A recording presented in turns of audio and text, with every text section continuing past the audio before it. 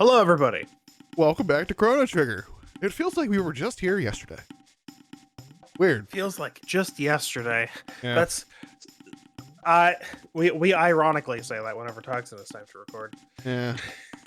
It wasn't just yesterday. It was 4 months ago. Nice. But it was yesterday. Anyway, yeah. So as I was just telling Thorn before we were starting, I've been having a ton of fun with the new Guild Wars expansion, and the funny part is I'm not even really playing the expansion content yet. No? I did the first map on my main when the expansion dropped. Your original main or your new main? Well, I'm getting there, and then I was like, I should probably try out these new classes. I tried them out during a couple of them out during the beta, I don't like that guy. and That's the weird. one, yeah, and the let's one go. that stood out to me was the Evoker, which is the Oh no, elemental he's throwing class. shits at me. Yeah. Why do those rocks have faces? Anyway, Well, point is that so Evoker. Maybe I should step back for people who don't know Guild Wars. Elementalist is like one of three mage classes, if you want to call them that. In the game, one is Necromancer. That was my old main for many years. One is the Mesmer, so an illusionist. And then the third one is the Elementalist. Feels more like a classical wizard. Has fire spells, ice spells, earth spells, lightning spells, Yeah. But Evoker asks, all of the elite specializations, what you'd call them, are basically like subclasses. yeah. Whatever. Like specialization, subclasses. It is a specialization of the class. And they all go in on one aspect, or they like make a new aspect of each class. A good example of this actually is again from the new expansion, where Mesmers get the Troubadour class. Interesting. And they're basically a bard. bard. Basically a bard. That's cool. Yeah. So normally I'd be all over bard, but it's still a Mesmer, and Mesmers, while I find fine to play, I like playing other classes more. But okay, we're getting ahead. We're getting behind. So for Evoker, it asks the question: what if you specialized in a single element? Right. So like you get all fire spells instead of one of each. Well, no, so it's not one of each. So Elementalists always had what's called an attunement, which when you were attuned to lightning, all of your weapon skills were lightning versions. Oh, that's right. I forgot about that. And their thing is that they can swap attunements mid-fight. And all of if you swap attunements, you replace your weapon skills with different skills. So they're not on cooldown. Oh. So it's like weaving. So, we'll get there. Okay. So Elementalists are what basically they're the piano class. Very high APM for playing optimally. Because you're always, you're doing this skill and this skill, swap to this element, do this skill, swap to this element, do this skill, right? For like optimal damage, and Right. it's very, very APM heavy. Yeah. Okay.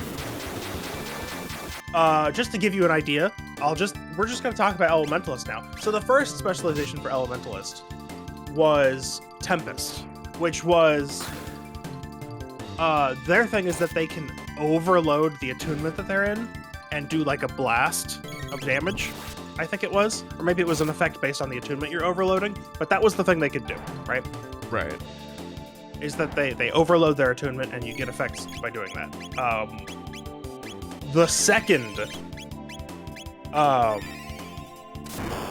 specialization is called Weaver. Oh. And their thing was, what if you could be attuned to 2 elements? Interesting. So, weapon skills in Guild Wars, there's always 5. Yeah. If you have 2 one-handed weapons, the first 3 skills are your main hand, and the second 2 skills are your offhand. If you have a 2-handed weapon, it's just all 5 skills. For a Weaver, based on what your 2 attunements are, the third skill is completely different. Interesting. Yeah, so if you're attuned to fire and wind, it's different than if you're attuned to fire and water. And so that skill changes that way. But the thing that makes it interesting to play is that there's still only one way to swap attunements. You just select the next attunement you're swapping to. So the attunement on your offhand goes away. The previous main hand attunement becomes your offhand attunement. And then your new attunement that you selected becomes your main hand attunement. It's either that or the reverse. I forget. I never played Weaver that much. But you get the idea. It constantly cycles. Yeah. Now, you can attune to the same element twice, and then everything is that element. And that's important for rotations and such. Yeah. Okay. The third specialization is called Catalyst. And its main thing is creating elemental fields. So, like, you use the special Catalyst ability, and it drops a field of whatever element you're attuned to. Right. And then some of your other skills get empowered if you're standing in it and stuff. Fun to play. I like Catalyst. But the one that really got me, I like it so much that I'm swapping off of my previous main, is the one that's attuned to a single element. And there is as part of the build, you can actually say, okay, so instead of just specializing in fire, I'm gonna make it so that I can't leave fire. Oh. No more leaving fire attunement. So the other major thing that catalysts get is they get a familiar. And the element, and the element of the familiar, so there's 4 different familiars, and depending on the familiar you select, the familiar basically grants you an extra active, an extra skill button that when you use it, it does something. But you don't charge it. It doesn't have a cooldown. It's based off of how many weapon skills you use, right? So it's like you activate the familiar skill, and then you have to use 3 other weapon skills before you can use it again. Yeah. Which with Elementalist, as if you've been paying attention, isn't too hard. You have 20. Well, okay, the auto attack doesn't count. You have 15 weapon skills to charge that with.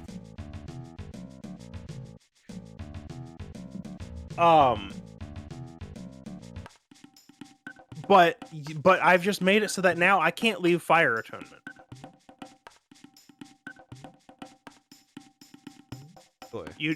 And that would, in theory, really hamper my damage, right? If I go from having 20 weapon skills to 5.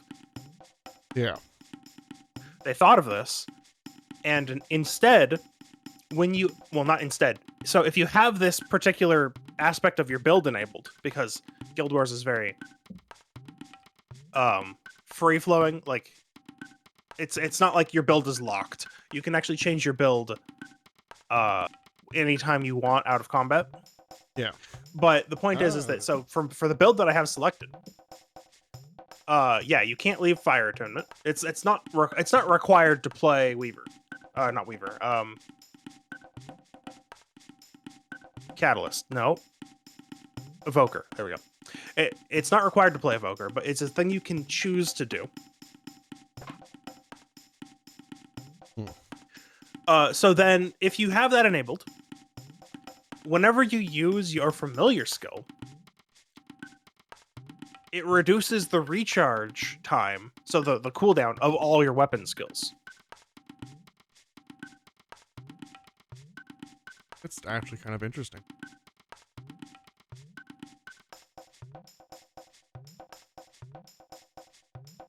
The reptites took the stuff they from took the Kino. thing. Yeah, Kino took the stuff first, and then the reptites took the stuff after that. Now we're gonna go through the maze, get my stuff back. Yeah.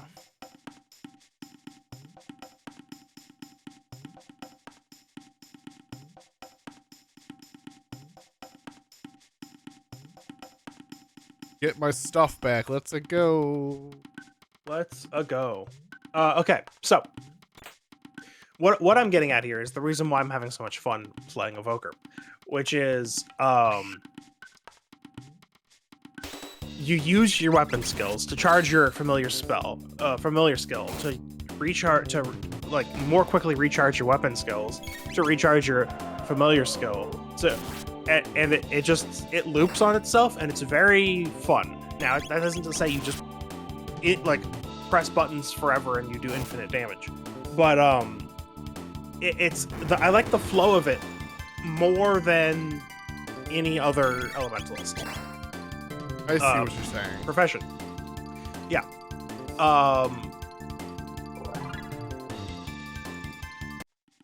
And so I like it so much that I'm actually swapping off of my previous main, which for people who know Guild Wars, I was playing Reaper. Yeah. Well, these guys again. Who are these guys again? So I'm going from one of the tankiest classes to the squishiest class. It's fun.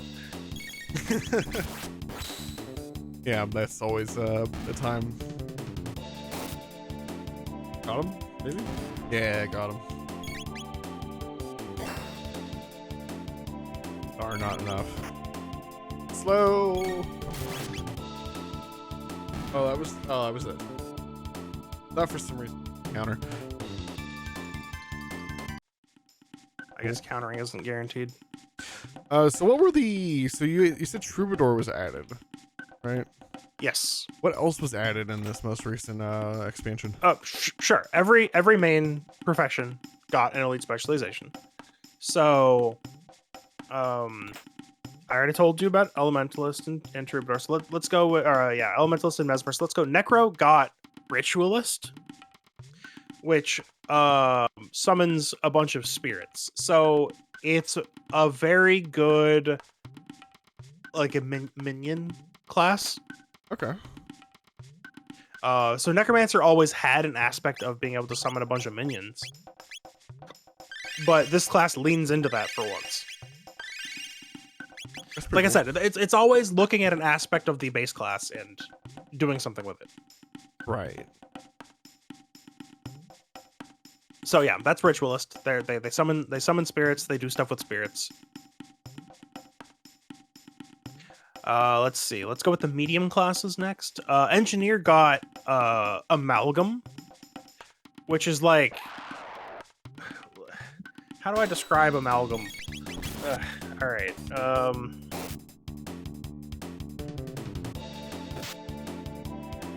Basically, for some reason, it's like they use like they call it mercurial mold. So it's like a mercury-based mold, and they use it to shapeshift. It's really weird. It's not engineer. It's not very engineer, but it is sort of engineer because engineer's like the tech class. Right. So it's super weird. I haven't tried it out. So you use it, and then you can like attach stuff to you or something.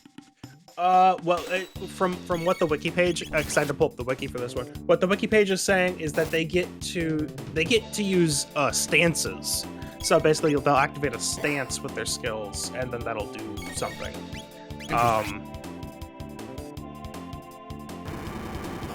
Yeah. So the weird thing about engineer is always that their profession skills. So, okay. Guild Wars has 3 types of skills. Weapon skills, which are based off of the class you are and the weapon you're holding. Right? So, Yeah. A warrior holding a sword is not going to have the same skills as an engineer holding a sword. Right. But, okay, so, weapon skills. Utility skills. So that's where your heal skill and your ultimate are, as well as 3 other class-specific skills that are always going to be the same for that class. I mean, it's always the same. The sword skills on engineer are always going to be the same no matter what. Utility skills for engineer are always going to be the same no matter what. But there are specialization-specific utilities. Right? There are some utility skills that can only be used if you're an amalgam, for instance. But the third set is profession skills. And those are also unique to... Those are typically unique specifically to the specialization, right? Yeah. So, like, every engineer can have throw a mine on the ground, but only amalgams get the stance skills. But the weird thing about engineer is that the stance skill, like the profession skills, are actually change based on your utility skills. Engineer's weird like that. Right. Everyone else is pretty fixed. Like, there's no changing them out. But anyway, there's a whole page on the wiki about the amalgam stuff. Right. I don't know what its deal is really, but okay. Yeah, it's amalgam's the weird one that I don't know that well. Okay, next. It appears like you take stances. It probably affects your loadout. Well, the loadout are the stances, I think. Unless the stances are the utility skills. They're the utility skills, actually. Okay. Gotcha. Okay. So then there's the tool belt skills, which is what the engineer, like, their profession is. Yeah, okay. So anyway. Well. Okay. Ranger gets Gale Shot. So this is the second class to have this sort of mechanic. Where they have essentially a third weapon. But it's only active if you're... Like, you can only swap to it if you have a specific weapon equipped. It's interesting. So the previous class to do this was Blade Sworn, which is the third warrior spec. And they... Basically, if for one of your weapon sets, because every class gets 2 weapon sets. That being said, elementalists can't swap weapon sets in combat because then they would get 40 weapon skills and be unstoppable. So they're restricted to just a measly 20. But everybody else can swap weapons in combat, so that's actually part of the rotation of a lot of classes, right? Yeah. But so Blade Sworn and Gale Shot get essentially a third weapon set if they have a specific weapon equipped in one of their sets. So for Blade Sworn, if you have a sword and a pistol equipped, you get the option to pull out a gunblade. Gunblade? Yeah. That's crazy. It's pretty crazy. It's pretty fun, although it's kind of it's both really strong and really weak. I say really strong because it's the class that can actually pull out like hundreds of thousands, if not millions, of damage. Right. But like that's their big one-time attack, and then they have to build it up again. Interesting.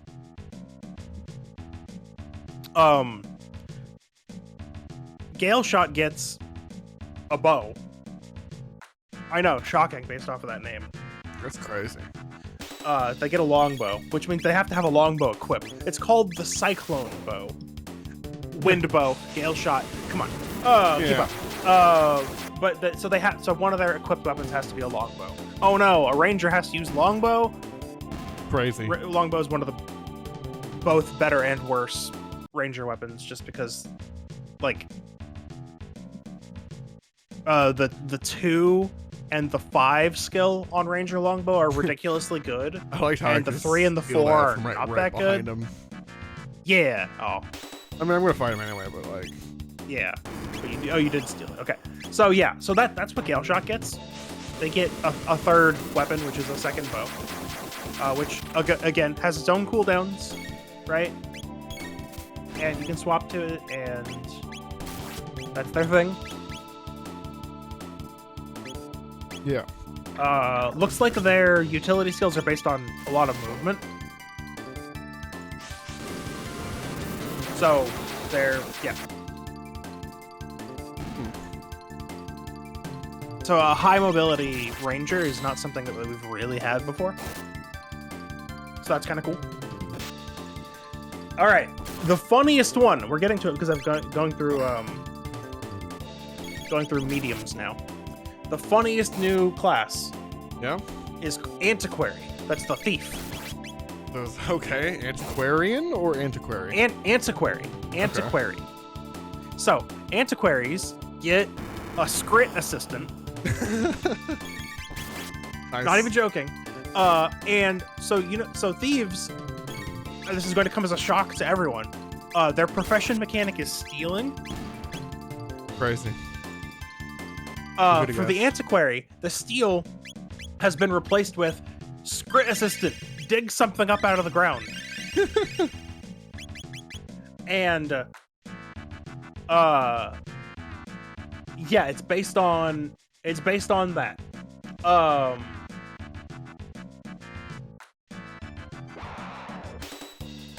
Their other thing is gambling. Right.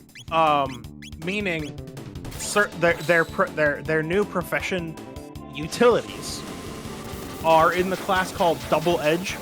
So their Double Edge skills, you can use them before their cooldown is up. Interesting. But they might backfire if you do.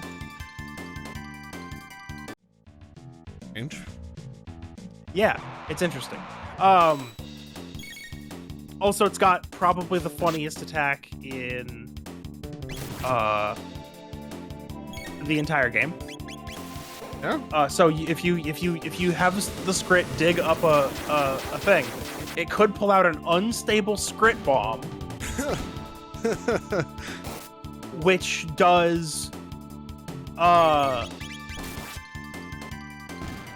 enough damage to kill you. It hits you too, and you probably die. That's kind of funny. Like, whoops! Here's a bomb. Yeah, like you could run away. Right. Anyway, point is, they're really funny because of that. Now, the other antiquary thing is that they can store up to 2. So, how stealing works with Thief is that you, quote-unquote, steal something. You're not actually taking an item. What it does is it randomly gives you a skill. Right. From a pool. And then you can use that later. And then, like, it becomes a second active. And then you can just use that later. Antiquaries apparently can stock up to 2 of those.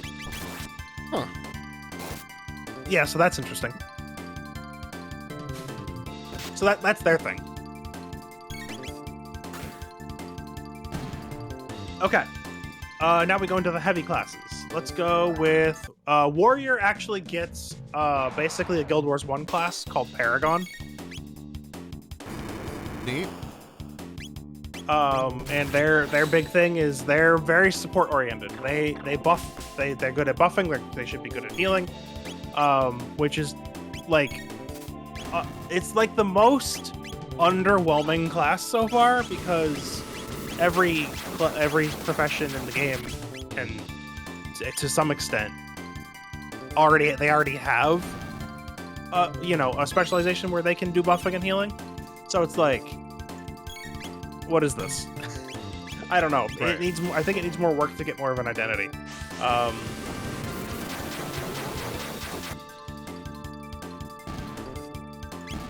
So, Probably. well, that's what I've seen people say. Okay, next is, let's go Guardian. I believe that's Luminary. Yeah, Luminary, which is the second. Is it a full-on?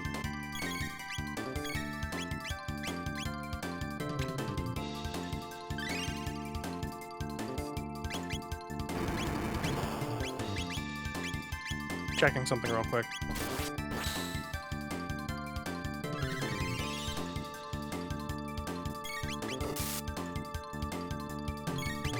Good.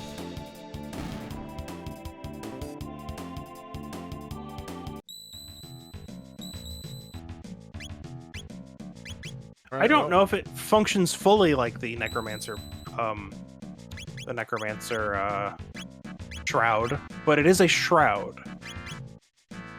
The reason why I don't know if it functions the same as for Necromancers, they get an extra health bar when the shroud's active, Gotcha. and if you break that health bar, all you do is knock them out of shroud. But I don't see anything about a health bar for Luminary. But it looks like you get another set of weapons based off the weapon you have equipped.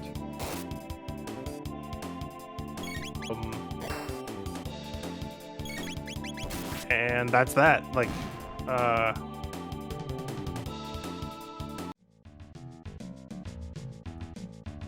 that's their thing. And you know, there's also a bunch of. I'm not going into like how they can be built and their trait lines and stuff. I'm just going with like how the class looks from if you're watching. Right. The last one is Revenant, which is Conduit. And Revenant's things are always channeling. So Revenants in Guild Wars channel legendary figures from. It doesn't have to be the past. Sometimes, like with this latest one, you're channeling someone that's currently alive. But you always channel a legendary figure and then use their power. So you use power based off of them.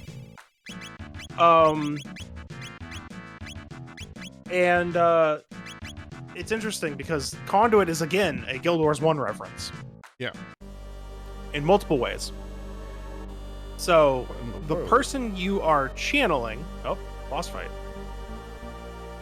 Azala. And so the hairless apes arrive. Those new ones appear cut from a finer cloth. Perfect. This should make things easier. Tell me, apes, what is the purpose of this device? Oh, I'm not going to tell about it. Suppose you need some motivation. So be it. Come. Nizbel? Isbell. Triceratop. Roided out. My goodness. Yeah. Okay, so the person you're channeling as a conduit is Raza, who is someone who arrives late in the Guild Wars 1 story. And they're